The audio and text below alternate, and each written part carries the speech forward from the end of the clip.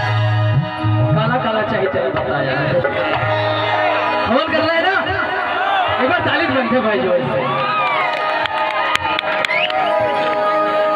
हमारे सागर भाई कहना है बरोबर कर दे भाई सबके तरफ हवन कर आले साधु के नाम के कसम बने गोसैया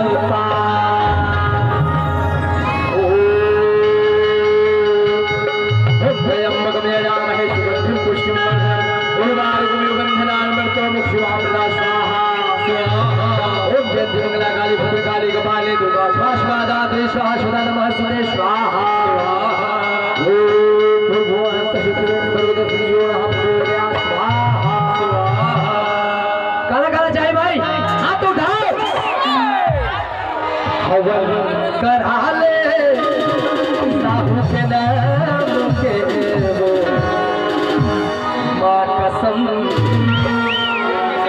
कसम